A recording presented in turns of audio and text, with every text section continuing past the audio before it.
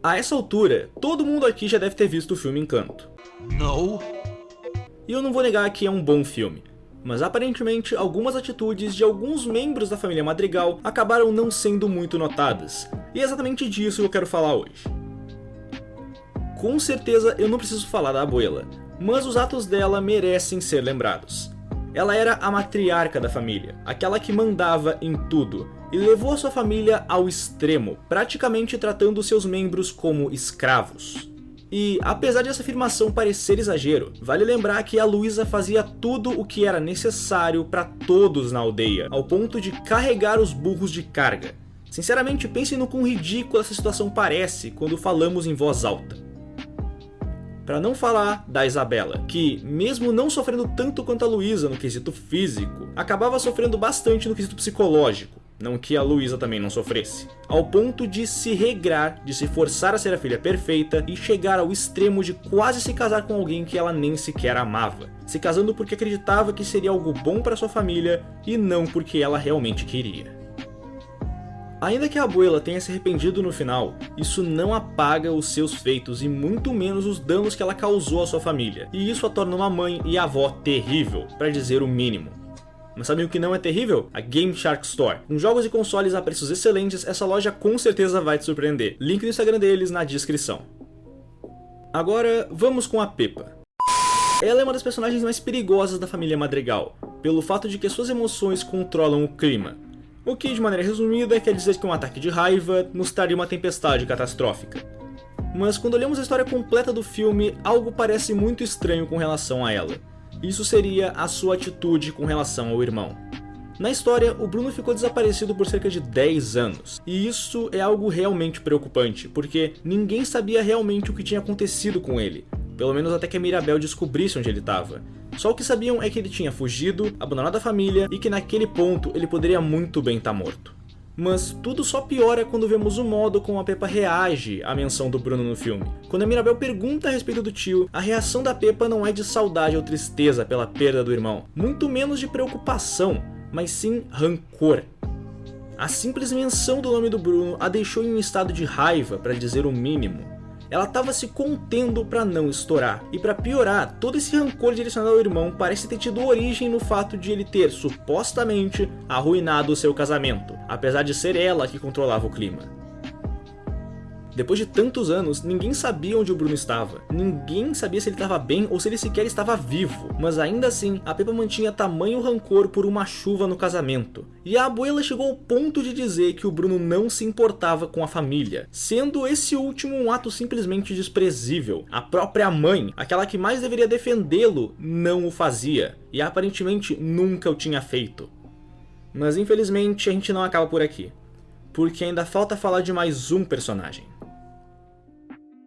Agora, se os dois casos anteriores são fatos e não há como negá-los, o seguinte pode variar dependendo da interpretação de cada um com relação ao filme. Então eu vou dar as duas versões e vocês dizem nos comentários qual acham que é a mais provável ou qual preferem acreditar. O Bruno passou anos escondido, sofrendo na solidão, ao ponto de conviver com ratos e criar personagens só para diminuir a sua solidão, sofrendo ao ver a sua família tão perto e ainda assim não poder estar com ela. Então, no final do filme, temos a confirmação de que a Dolores sabia que o Bruno estava lá todo aquele tempo. Mas a pior parte é que ela nunca fez nada para ajudá-lo. Claro, ela poderia ter feito algo para ajudá-lo fora da tela, algo que o filme não nos mostraria. Mas não há nada, tanto do lado da Dolores quanto do Bruno, que indique isso. E é aqui que cai a maior pergunta. Por que permitir que um membro de sua família vivesse na miséria, entre as paredes da casa, roubando comida? Ela poderia muito bem ter feito algo a respeito sem dizer a ninguém, como facilitar para que ele conseguisse comida.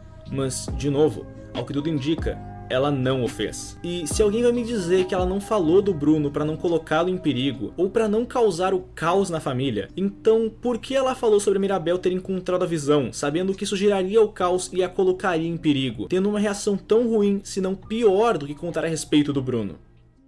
Também vale citar o ponto de que ela poderia saber sobre o Bruno e ter medo dele, por conta de tudo o que diziam a respeito dele, afinal toda a cidade falava como se ele fosse um vilão.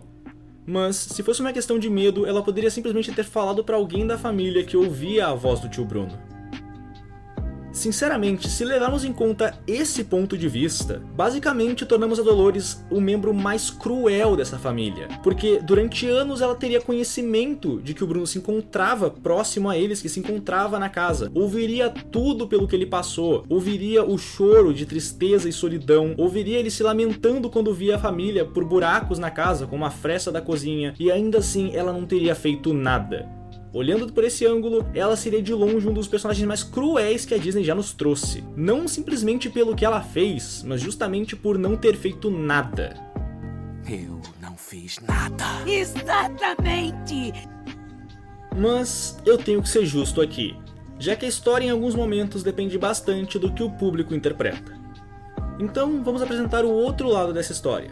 Eu não posso deixar de considerar que a Dolores podia não saber exatamente o que o Bruno tava na casa. Afinal, o filme nos dá a entender que ninguém sabia das passagens da casa até o período do filme. Então, a Dolores poderia com o tempo ter tomado o som que ela ouvia como apenas algo que nem mesmo ela conseguia entender, sabendo que tinha algo por ali, mas não sabendo exatamente o que e nem de onde vinha, tendo pensado que a presença do tio Bruno se manteve na casa, mesmo ele tendo há muito partido. E sinceramente, se alguém vai dizer que pensar em presenças remanescentes é loucura, eu cito simplesmente os dons. Onde magia existe, dá pra levar muita coisa em consideração e pensar que é verdade.